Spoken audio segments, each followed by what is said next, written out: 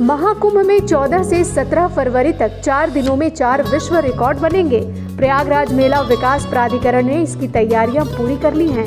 Guinness book of world record की team भी संगम नगरी पहुंच चुकी है। साल 2019 के अर्ध कुंभ में भी 3 विश्व रिकॉर्ड बने थे। इस बार भी नए कीर्तिमान बनेंगे। पहले रिकॉर्ड में एक साथ 15,000 कर्मी चलाएंगे सफाई अभियान।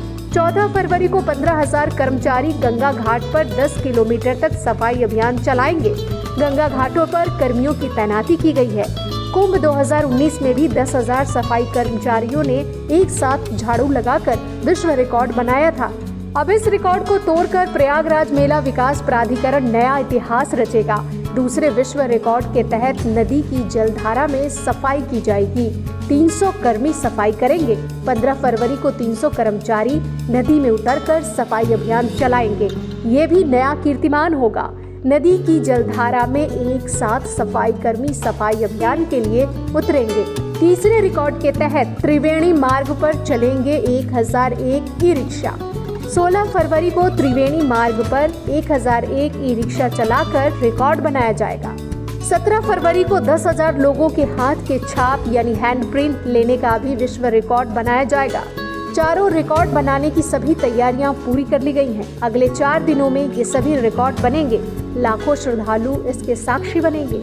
साल 2019 में लगे अर्ध कुंभ में भी कई विश्व रिकॉर्ड बने थे।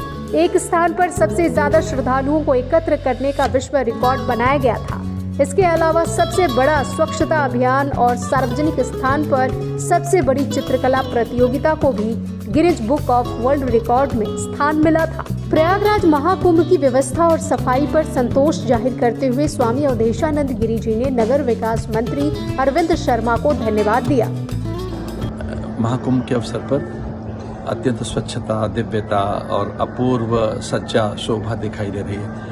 यहाँ लगभग देवदूत के रूप में जो सफाई कर्मचारी लगे हैं, जिन्हें हम देवदूती कह सकते हैं, उनकी संख्या 20,000 है और उनके साथ लगभग 15,000 वे दूत हैं, वे सहायक हैं जो इस नगर की दिव्यता को अग्रेसित करने के लिए अपना सर्वस्व आहूत करके सामने आए हैं। लगभग 1.5 लाख शौचालय बनाए गए हैं। 70,000 स्ट्रीट लाइट लगाई गई हैं। पूरा नगर दुल्हन की तरह से सजा है। आने वाला व्यक्ति चमत्कृत है, आनंदित है और इसका श्रेय जाता है आदरणीय शर्मा जी को।